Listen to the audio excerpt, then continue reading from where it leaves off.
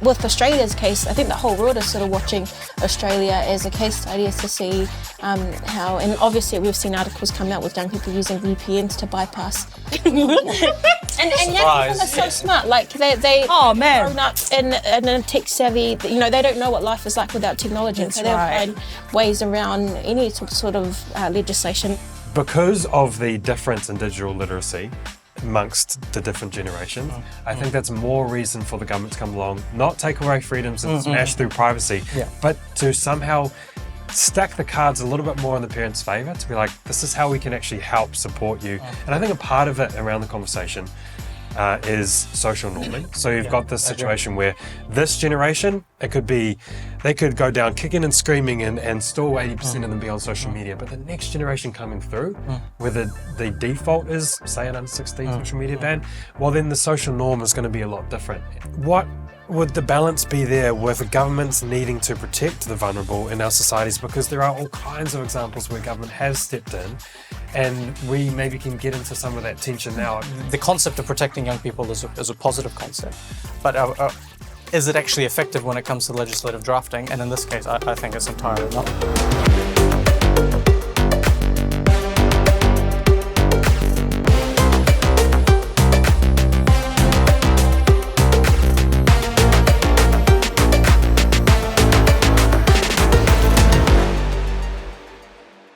I'm sure you're well aware of the catastrophic impact that screens and particularly social media are having on young people and teenagers. If you aren't aware, or if you want a bit of a refresher, here are some of the stats. In 2010, smartphones became mainstream and affordable. Apps and social media exploded. So now we can track the impact. Psychological distress in our teenagers has skyrocketed.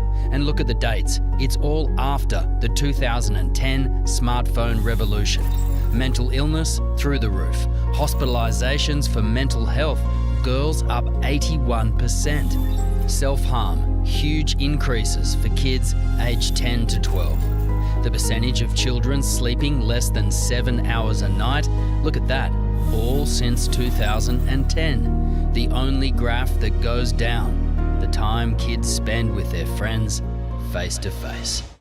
All right, so this problem has caused a very rare phenomenon, which is that there is huge agreement across multiple political parties that this is a big problem.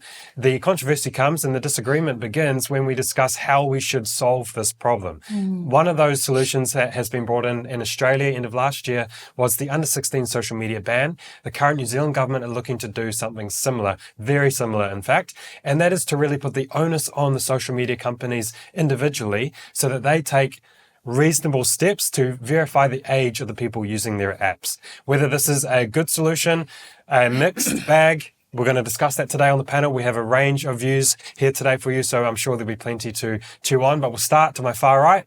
Ella, is this bill that's been brought into Australia something similar here in New Zealand? Is this a good strategy, a bad strategy, something in between?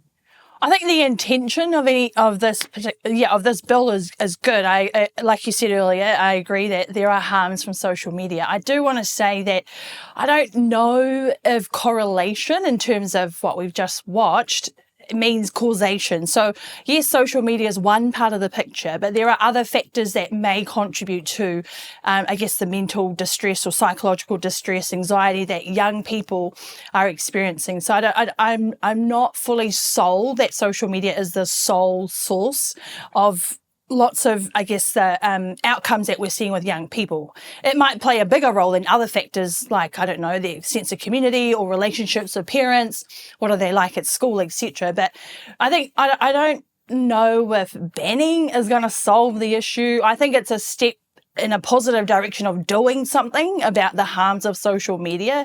But I personally, I'm still forming my views about it, if I'm being honest. I don't know if following Australia is a good thing. First of all, whoever's at the helm, that Albanese guy, I don't know if he is the kind of prime minister and him setting laws and legislation is this type of leader or politician that we want to follow as a country. They're kind of upside down currently as a country, so I don't know if taking from them is a good thing. I think the intention of such bills are good. I'm more interested in what will the mechanisms look like, because I think that's probably where the debate is currently is. Will it what actually is- reduce harm? Yeah, well, will it reduce harm, and how will I what's guess? the cost? Well, and what will it mean? Like, what are we losing if we're trying to put up safeguards for one group of people in our society? Does it mean everyone else loses particular freedoms? Does it infringe on certain freedoms? I think the privacy aspect of it is a real issue. But I guess I don't. To be honest, I don't know about it, but I'm not comfortable. I don't think I'm comfortable with any government. Doesn't matter if you're blue, red, green, yellow, purple, I don't care. I'm not comfortable with any government setting the mandate to enforce a ban that might require you more of you giving over information to a state actor that could actually be a bad actor in the future. And actually, COVID showed us the colours of a government that actually turned on its citizens and was a bad actor. But if it's a situation like they're proposing where it's just on the business itself, the social media company itself, to make sure they're doing their due diligence to age verify, how successfully they're going to do that, how they're going to do that, that's a conversation I'm sure we'll get into. But if the government is kind of out of it, really, in that sense. If it stayed that way, it's purely the onus is on the private company itself. The government may come along and steamroll the punishments to the rich corporations, but really the information isn't being given to the government, it's been given to the company itself. Would that change your view on that? I don't know, actually. Aaron, what are your thoughts? No, I don't think so. Not necessarily. First of all, in order to have a mechanism which is able to impose sanctions on these non-government agencies, you actually need either a government body like they have in Australia with the e-safety commissioner, who is basically Just so they enact it. so they enact the policy, and it's an internet czar essentially that regulates what is online harm and what isn't online harm, and looks at the data on the issue. Sure, in some of the age verification systems, the government might not be specifically involved, but how do you verify if someone is over the age of 16? Do you take a picture of their face? So these big corporate companies that we say we don't trust, we now suddenly are giving mass amounts of facial recognition data and biometrics to them. Yeah. Okay, but what if we're just giving our passport data? In order for these companies to verify who is under 16 and who's not under 16. Those over 16. Which is everyone on social media. So it doesn't just implicate the young people, it implicates everyone who wants to access essentially the modern day public square of, whether it's Facebook or X or Instagram or whatever. You suddenly have everyone that is online able to be recognized, so you have no privacy online. And we saw in the UK just, I think late last year, there was 70,000 credentials that were just leaked. Private information of individuals, whether it's passport, driver license, facial recognition stuff that was, leaked on the black market, and it all happened because of a government policy that said, hey, if you want to use, these platforms, you have to give us all your data. And so, sure, there might not necessarily be a government agency in place. The case in Australia is there is a government agency in place to look after the internet. But even if there wasn't, you are still required to give away vast amounts of data and information and just completely forget about your online privacy because, hey, we know exactly who you are on the internet. And so, I'm totally not convinced at all. So if we're looking at the under 16 bill, and I like your thoughts on this as well, and the under 16 bill in Australia and New Zealand, and we go, first of all, it's perhaps too vague. Like for me, with my legal background, I'm thinking, okay, reasonable steps. What does that mean? And part of that might be vague on purpose because while we need it to go through the courts, we need case law to come out, we need to interpret what reasonable steps are. We have interpretations for all sorts of similar phrases, reasonable X, Y, and Z. Force. For all kinds of other things. So sometimes you need those things to actually exist in the real world, go through case law, and the government, I suppose, is going to use individual people's situations to bring these. I don't know how that's actually going to play out in the legal system with an individual, a 14-year-old who ended up on social media, and then the government comes along and somehow it ends up in court. How that's all going to play out, like I say, it's unclear.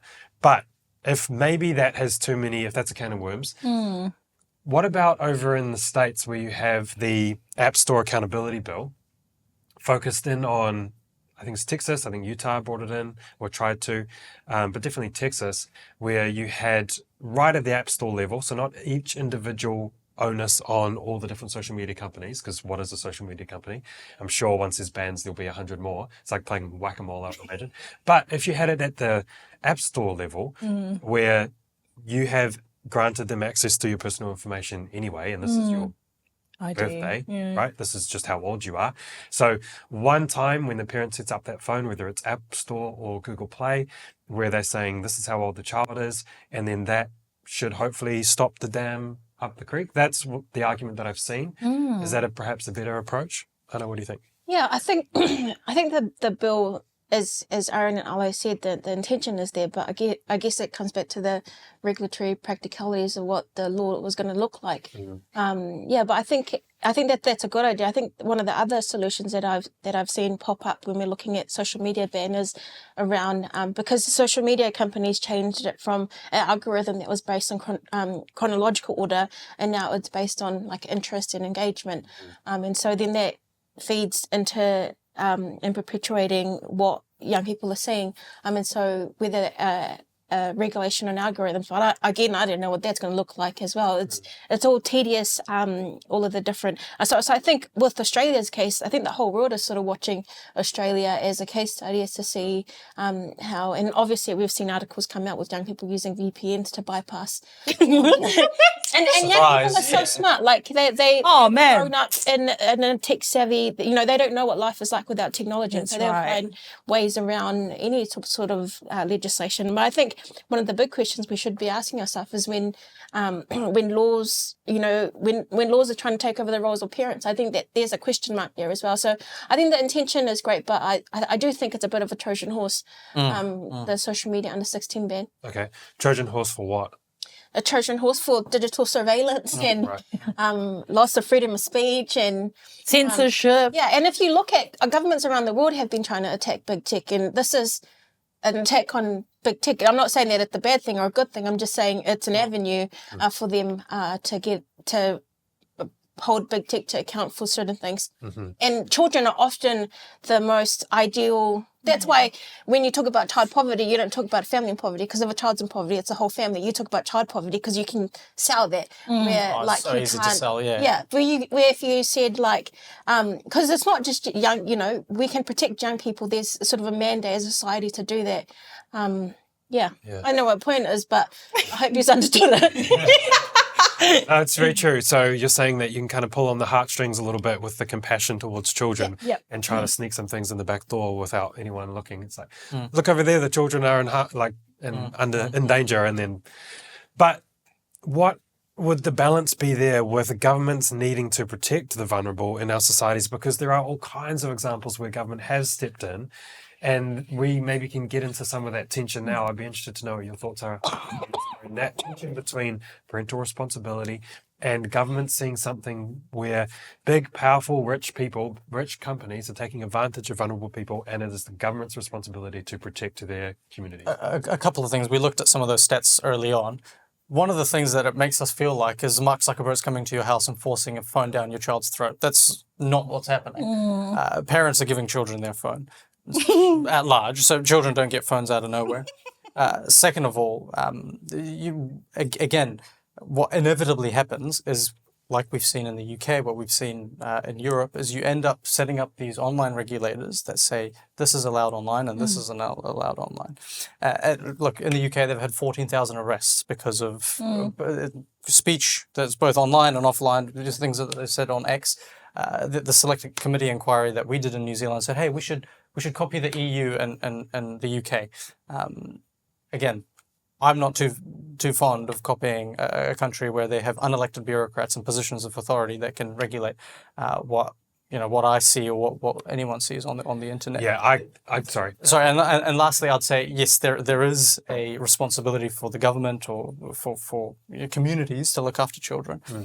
One of the ways to measure whether a policy should be adopted or not is whether it's effective or not. Sure. And so, with regard to this one, I'd say, look, let's say it is a good idea, and just accept that maybe it is. Is it actually an effective policy? Will it actually achieve the goals that it's set out to pursue? And that's how you measure good law. You say, okay, we'll pass the law, but will it actually achieve anything? Well, in Australia, 80% of kids are still online. And if you want to have anything that's actually effective in keeping kids offline, it has to be so restrictive that, again, you have to ban VPNs like they have in Iran and North Korea. And so, again, the concept of protecting young people is a positive concept. But is it actually effective when it comes to legislative drafting? And in this case, I think it's entirely not. I really agree with you. Obviously, you see the tragic situations in the UK where you've got policing of speech, and so we're very aware of that, giving away our freedoms, giving away our privacies.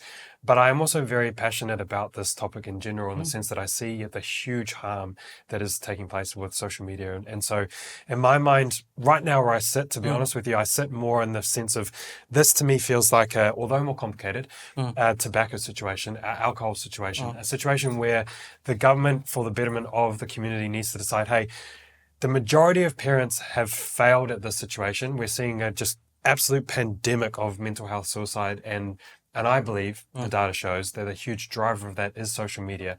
So can we find a way? Maybe it is impossible.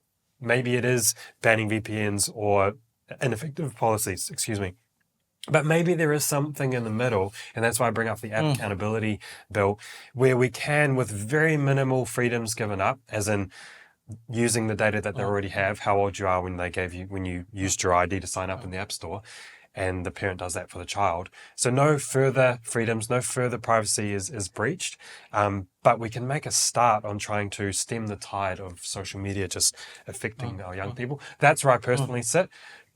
Thoughts on that? There's lots of good ideas out there about what's happening, but what's happening in New Zealand is unfortunately not that. Our politicians have decided, actually, It's a bit of a mess, really. well, they say we're going to die trying. And what they're going to do... Die away then. Yeah, well, that's the thing. I'd rather you didn't die trying and you actually succeeded in doing something effective, but that's not what they're doing. They're producing and pursuing policies that are not middle ground, that are not well thought out, that are not actually effective, that are not rigorous, and so there might be lots of good ideas out there about dealing with it, but at the moment, in the current situation, they just want to go with a simple ban, a blunt, simple ban that is ineffective and has lots of negative consequences. Yeah. And another middle ground, I think, that we completely just decide to forget about, I think, it seems like it, is the responsibility of parents and communities and education. One of the things that is really, there's this concept of subsidiarity, where if there is an issue, if there is a problem in a community, the smallest, most proximate unit close to that issue should be there to deal with it. So with regards to social media, who's most proximate to the issue? It's parents, and then it's communities, it's churches. But this one completely forgets about that and says, hey, children having issues, let's ban it. We've completely given up the middle ground and forgot. And what happened in Australia, sorry, just quickly, what's happened in Australia is they passed the law, and then all the parents said, oh, well, thank goodness we passed the law. We don't have to look after our kids anymore. And there was reports about parents giving up and saying, oh, well, the government's looking after my kids, so that's really lovely. We should pass laws to feed vegetables to kids as well, isn't it? Sure. I mean, some people, so the lady that passed or was kind of the founder or the one that pushed forward the App Accountability Bill, she was a mum of 5, I believe, and she felt very passionate about this. And so it seems like she's put forward something very productive, and now the government has brought it in. But something that's quite telling to me is that when it was going to be passed in Texas, the CEO of Apple calls up the governor of Texas trying to stop it from happening. And so I thought, as soon as you have a concerned mother of 5 who has spent, she said, about 8 years in the education space because she saw what a problem this is, eventually was tired of banging her head on the wall and goes, you know what, I'm actually going to try to do something from a legislative angle. And then all of a sudden you have big tech coming in and trying to veto the whole thing. So my concern there, and although I agree with you, obviously it has to be first and foremost parents, but my concern is that parents are so underpowered, bringing a knife to like a gunfight when you've got big tech and all their sneakiness and all their power and all their advertising and all their addictive products and all of that against a parent who hasn't grown up in this world and doesn't really know what's going on. Can I respond with a question and say, in what way are those companies so empowered over parents? Well, you had a lot of reports coming out saying that kids were getting emails turning 13, 14 to say, hey, this is how you get around these parental blocks. This is how you can get full access to our sites. And so they've kind of... That was Google. They've seemed unfazed by using and abusing children as much as possible, just completely unconcerned by the effect it's having on them. And parents often are oblivious to these things because most parents have probably not even heard of what a VPN is. Whereas a kid will go, cool, I'll do that. So because of the difference in digital literacy, amongst the different generations.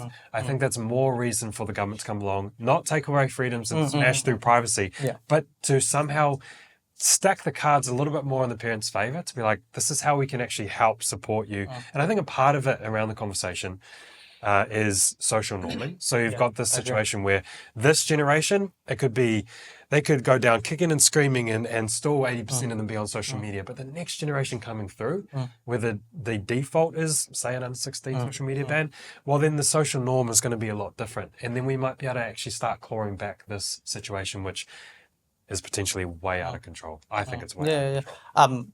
Look, I think the cultural answer is the best answer to this. Well, I've said this often, but some of the most vehement advocates of this, the strongest advocates of banning social media, I think the most success they've had is actually convincing us that social media is a problem for young people and that parents need to take responsibility. I think that advocacy is far more effective than any policy or any legislation that will be passed. And I think what we fall into a trap if we decide to put legislation before culture and use legislation to shape culture. And I think that's a sign of an unhealthy society where we're using laws that impose severe consequences on individuals to create culture, whereas I think in a more healthy society we do the education, we do the teaching, and then outflowing from that we might have some legislation. I think that's far healthier. In this scenario, we're putting the cart before the horse and passing legislation before actually creating the culture. But again, I don't have kids, so people listening might say this is a bit rich speaking, if someone doesn't have kids and isn't actually dealing with the issue. But I'd be interested, I don't know if you guys, I'd be interested to hear. I have kids, but they're not getting a smartphone. They're getting a Nokia the same way I got a Nokia. But I don't know. I mean, I think it's multi-pronged. Like, parents still need to do the hard thing, which is, to Arian's point earlier, is how do the kids get these phones? Oh, well, mum and dad's got the money. They went and bought them. So I think parents need to. I don't think the differences in digital literacy is like a good enough excuse. Personally, I think if parents can get clued up about hobbies in their lives, if they can get clued up about certain things that make them tick, or get clued up about the things that make your children tick. And so I think we do have to talk about I think there is a whole lot of lazy parenting personally that goes on with this generation, and also screens just make it easy. Like it is a battle. It is a battle for me personally, and my kids are only 2 and 1. But in terms of like succumbing to just half an hour to not hear the bickering and the fighting, but parenting is hard, and I just think sometimes as parents not all parents, but sometimes we just have to do the hard thing. And if the hard thing is ensuring that you're just going to have to put up with your young person saying, oh, mum, dad, but my friends have it. Well, are your friends going to come pay for your bills that cover your schooling and etc.? So I think we need to also think about how we get around parents to embolden them, to equip them, to teach them, to strengthen them in their resolve to push back against what the culture is pushing. Like, social media is inevitable. It has a place. It is here. It is what it is. I think to the degree of its impact on young people, that's also still up to parents. I don't agree with governments intervening to do my job. I want to be able to do my job and not you tell me what to do. But apparently, according to my sister, she said, well, that's not the case for everybody. Well, that's too bad. Like, I think if you have children, you should, as a parent, do the hard thing. Find out. Yes, if social media isn't your world, I bet you parents are on smartphones, though. I bet you they are on social media. I bet you their screen time, their screen habits are reflected in their children. Like, it's crazy that we're not having that conversation. But if the large majority of parents aren't doing anything about it, is it not? Should the government? Because I would say to Arian's point, I think there has been a cultural shift that has come alongside the potential legislation conversation. I think the majority of parents, the studies show that the majority of parents are very concerned about social media. Surprisingly, the majority or a significant portion of teenagers are concerned about the effect social media is having on them as well. I don't know. I'm skeptical about the numbers, but I mean, I haven't really done a deep dive into like the sample sizes they're looking at, which kids are they, because it does also depend what kids you're sampling, you're talking to. Are they affluent communities? Are they affluent parents? Because I think also a lot of the data that people keep spouting out about parents and children wanting it, I would be very interested to look at the demographics, also the socioeconomic factors, Well, because those play a part in saying it they're as well. concerned about the problem. I'm not saying that they're in support of the newest solution to the problem. Everyone is concerned about social media, totally. Yeah. But I think sometimes that gets misrepresented in the public square as being support for, when actually, like a parent, say in Mangere, and a student in Mangere, they're not thinking about those things because they're trying to put food on the table. So I think the issues might pertain to a certain group of parents and children. Like, it might be the majority, but I don't think it affects all young people the same way. Like, okay, for example, I'll give you, Erica Stanford did a little, like, she spoke to 13 young people. They look like 13 young people from what looks like to be a very decile 10, kind of a very different school to, say, the school I went to, at Who College, decile 1 from the hood. So I think sometimes we also need to think about the wider contextual factors that contribute to what people are saying about this being an issue, because I think it is an issue for a majority of parents and young people, but actually for, say, 30% of our young people, it probably isn't an issue because they don't have a smartphone. They don't even have access to the internet.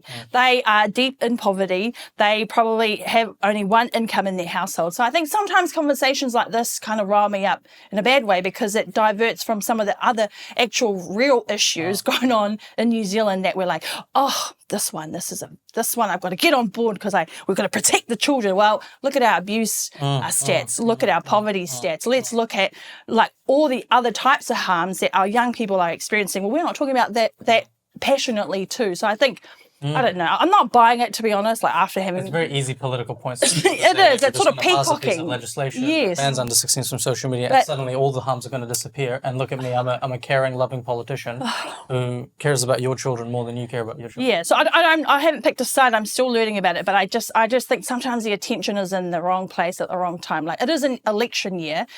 First of all, jobs are down, economics, like our economy is caca, basically, and yet anyways, I just think the priority of things right now in this bill, I wouldn't prioritise it in an election year, to be honest. I think there are other harms that we haven't really addressed in our legislation and as a society that we really should be talking about, like child abuse. And is it cheap political points, or is it something that deserves our attention? Yeah, I think to everyone's point, when you read, like, the Nationals members bill, obviously it's getting updated, and the intention is there to make things better for young people. And yet at the same time, when you're looking at protective factors like sports, like community, things like churches, like things that protect young people from being anxious, from being psychologically distressed, there isn't a significant time or investment or attention in those things that will protect young people from the issues that social media is causing. So then that makes me think, when I'm looking at this bill, like, oh, you want to protect one part of young people, but you don't want to protect the other parts for young people as well. And I think to Ala's point, when she raised around, certain communities, I think when we're looking particularly at the younger community of New Zealand, like over 40% are Māori and Pacific, and yet they're not impacted to the extent that other communities would be. So because they don't have digital access. Yeah, because they don't have digital access. There's other barriers that we're not talking about. All these other barriers, but I guess to get to the... Yeah, I don't understand why you want to fix this issue, and then there's all these solutions that we know of that could fix it, and you're not investing or putting the same attention into those things. This year's budget, they put 6 million this year, 7 million next year, and 8 million the following year, and in total for everything, they've invested at this point in time $30 million of taxpayer money for a piece of legislation that the public has not seen. We don't know exactly what it's going to look like, and they're pursuing the policy nevertheless. Where's that money going? We don't. It's just to deal with online harms and social media. They're making a regulator. Oh, 100%. Oh, 100%. They're going to boost internal affairs. They're getting rid of the BSA, and then instead of the BSA, I think is going to come. Yeah, I was wondering. An e-safety commissioner. The select committee inquiry that the select committee did came out and said, first of all, YouTube came to us to give us evidence about what's going on in Australia. We said no, thank you. So they didn't take advice from YouTube, who was going to give them advice. The DIA also came to them to give them advice. They also said no, thank you to that. And then they go on to say, we haven't done rigorous study. That's essentially a quote. I'm paraphrasing. We haven't done rigorous research Or analysis. Yeah. We should look into banning VPNs. That's part of the thing, which is, hey, by the way, it's Russia, China, and Iran. I think they've done a U-turn on that now since the yeah. pushback. Yeah, exactly. Yeah. And you just think, oh, okay, so we're just investing $30 million in a policy that the vast majority of the public have actually Not no say in, and Yes. is going to have serious consequences for. I mean, we in an age where we don't have an online regulator, we had the BSA. The BSA decided, hey, we have jurisdiction over this podcast, and we want to tell them that, yeah, you can't say that. So you imagine that we do pass the legislation, and then you do empower them. Another set of unelected bureaucrats. You just have the same scenario en masse now. I think it's completely backwards. Yeah, it's just not well thought out. And I think it's sort of dishonest of politicians to sort of do the virtue signaling with it and not actually do the due diligence. Like, I think that really annoys me about politicians. And they have so many advisors, and like they're staffed. First of all, your staff is paid six figures, more than the average median wage or salary in this country, and they can't do their due diligence. Like, it just baffles me that if you're going to go arms and whatnot, swords and fighting till you're dying for this particular, then at least like show the public that you've actually done the work to show what the options are, because I think it's just such a waste of money, to Arian's point. And I just, I'm not, I don't know. I'm just something sketchy about it. It's not the Trojan horse part. It's just dishonest, and I don't know. If you're going to spend $30 million on something as a government initiative, why don't you spend it on educating young people? Why don't you give it to community groups who are out there trying to talk about this issue? I met someone late last year who said, oh, I've been doing this work about raising awareness about online harms for a long time, but in the last 6 to 8 months, the funding's dried up because people have decided, oh, actually, it was charity work, but the funding's dried up because people have decided, actually, the government's going to look after this. And so my job as an educator is not so important anymore. And you just think, okay, so government's looking after everything, give up on the education. So what would you say to someone that would push back on that and say, well, we've tried the education bit, this is a tidal wave that we're trying to, a swimming pool we're trying to empty with a teaspoon. Like, this is not actually working. We need some sort of bigger, it's too big of a monster to fight. This big tech, the social media addiction. I don't think we've tried the education. That's the thing. Okay. I think the education has really come in the last 12 months, I think. We are having a national conversation about social media on a level we haven't had before. And I think that is powerful, that is good, and we should continue to do it, and we should continue to invest in it. But I don't think at all, in the same way that we are talking about it today, that we have previously. A study came out just recently in Australia. They said, it was by the e-safety commissioner, so the very people who are the ban. They said, and the tune has quickly shifted. They said, parental involvement in the lives of young people is essentially the best way to deal with online harm. 92% of young parents are having conversations with young people about the harms online. 71% have tools in place about managing what kids can access and can't access. Over 80% have serious discussion and also other mechanisms downloaded onto the phones about what kids can and can't do. And I think that's a huge success about the responsibility that parents are bearing. And I think if we did the same statistics maybe 12 months prior, we wouldn't have those numbers. But like, why? And I can't wrap my head around it, because why does a 10-year-old have a smartphone? Because the parent gives it to them. See, this You is need to get in contact with the parent when they're at school. Yeah, but what about a dumb phone? this is part of the problem, though. I think is you've got, in the same way that you'll see other things that cause large-scale social harms, you're only as protected as the least protected person. So a child, Johnny, might have great parents, but Timmy's parents might be terrible and give him, a phone that he's like got pornography on or something, and he shows his friend Johnny at school. Right. So it's like, okay, good parents, but the majority aren't, and so they're exposed, all of them. The kids are all exposed because they go and spend time together, schools, parks, whatever else. And so in that situation, it's like similar to alcohol. You can make a kind of dramatic equivocation where you go, okay, you need to stop drink driving, you need to stop alcohol sold to a certain age group, and so therefore everybody's banned because, yes, you might be fine, but it's actually you're trying to get saved. You're trying to be protected from the drunk driver that's going to come down the road and sideswipe you. So that's why it's illegal. It's to protect community as a whole. So you could see people using a similar argument where it's like, it's actually to protect children as a whole from this harm. And even if the majority of parents are good, which they're probably not, it's to protect the children from the ones whose parents aren't so good. I don't know, maybe I'm a little bit shouted, but I just don't know to what degree that harm is. Like I'm just not convinced with what I've read in terms of the research. Like it is, both camps are making valid arguments with available data, because it is, I mean, we're looking at data that correlates the increase of smartphones and the appearance of smartphones wherever in the world and the increase of suicide rates, etc. So I don't think correlation is always causation. I know, like Jonathan Haidt might say otherwise, etc. But I think we are making some big generalizations from data that actually the average person doesn't really understand the nuances in a lot of the data is actually statistical analysis, like a meta-analysis that most people won't understand. But I think the way it's been interpreted in the public square can kind of give this impression that it's this big, great devil. And yes, it might be, but I don't think it's that. It sounds really bad. I don't know if the harm is so bad that we need to enforce a ban. That's where I'm at, like currently, from what I'm reading. But I'm Maybe open. I made some assumptions at the start of the episode that we were more on the... No, well, the more we're talking about it, I'm like, I hear a lot about the harm, but well, what's the harm? Like, if we're looking at, people are pulling up all these figures, but actually you kind of actually need to go back to those studies. So to your point with the Australian study, whilst young people are still using social media, I think one counter argument to that was that the access to social media had decreased. Now, this law's only been around for 6 months. That's actually not a long time frame to be able to get solid data from it and run sound and robust statistical analysis. So I think we still need time to obviously observe the Australian case. But I think the way we're talking about it is sort of like doomsday. Like I'm like, that's not really. Which is very convenient for someone who wants to pass legislation. Well, yeah, this is the worst thing ever. I'm your savior. Yeah,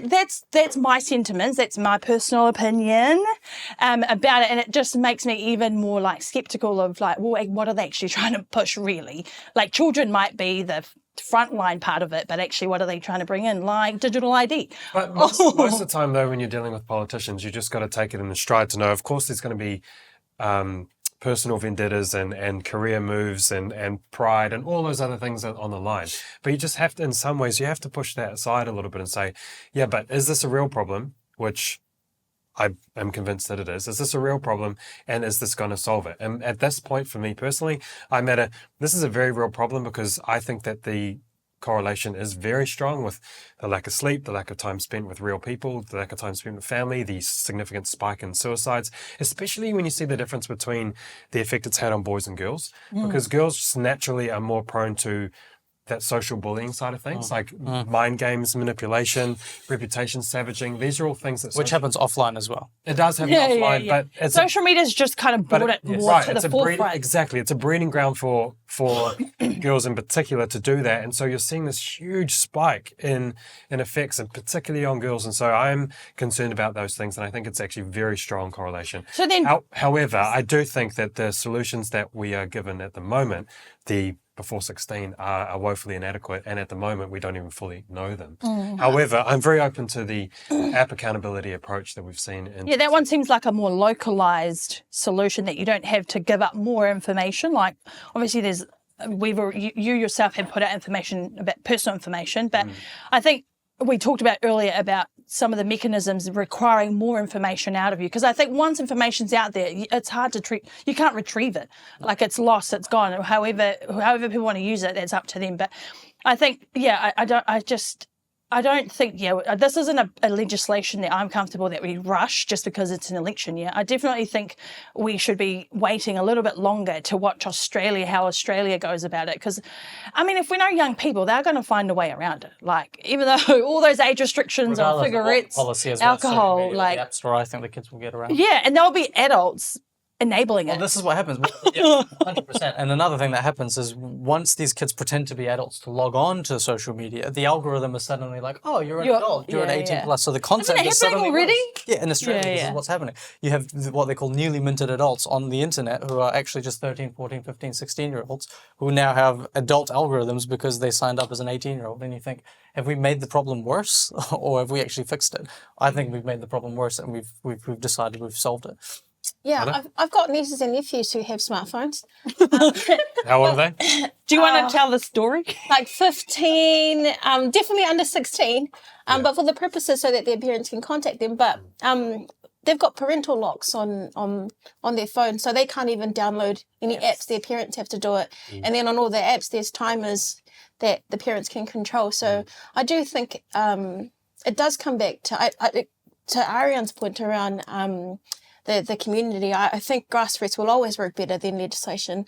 And community initiatives will always be more effective, more efficient, more cost effective to making a difference for young people. Because I think like it comes back to like, you know, in favour of big tech, they do have these controls in place for parents to be able to control, you know, app downloads, the time spent, taking the devices off them. But it does come back to the parents. So, sorry. Yeah, so I do think this is an issue, but I think we're looking at the solution. It's not in the legislation space.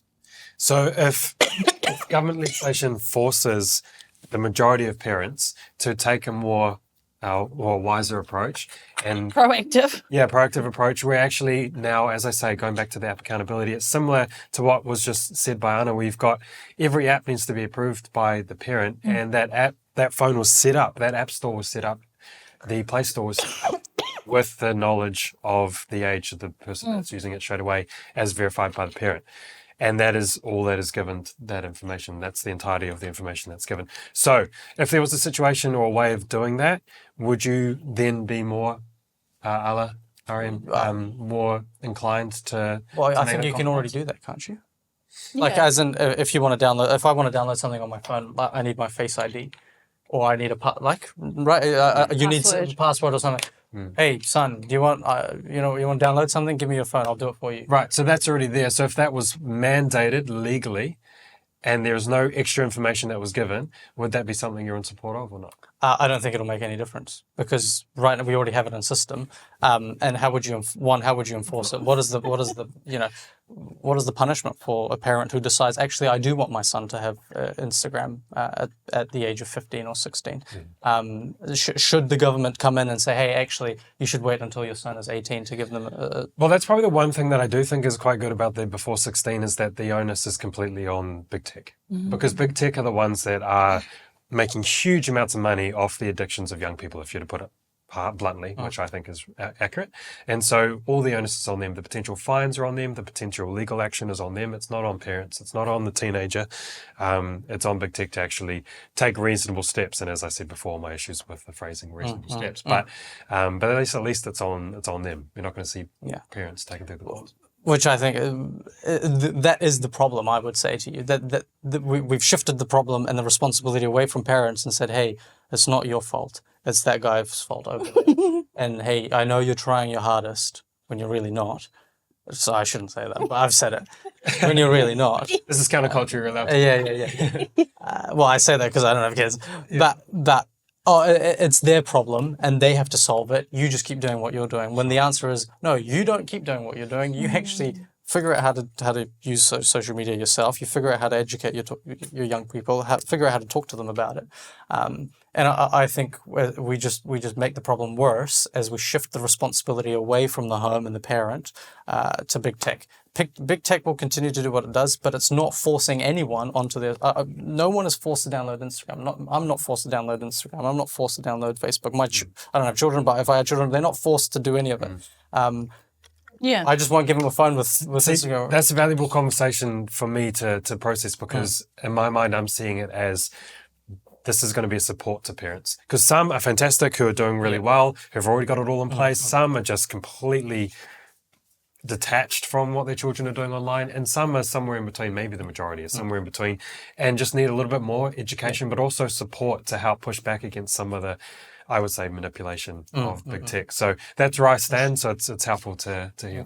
We had a conversation. Well, I didn't have the conversation, but my colleague had a conversation with someone last week, and he's talking to this mum, and she says, "Yeah, I think I'm in support of the ban. I think it'll make it easier for me to say no to my children because I can say, hey, the government says it's illegal."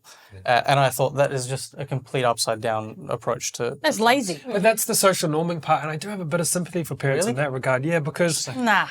not because it's like you should be able to say no to your children unless the government backs you up. But it's not so much that element. It's the fact that it's very real social pressure for a child to come to their parent and say, Johnny, Tim, and Steph all have this thing. I'm the only one that doesn't have this thing. And it's pretty brutal for parents to always be the ones to be like, no. You're That's their job, though, That's isn't their it? job.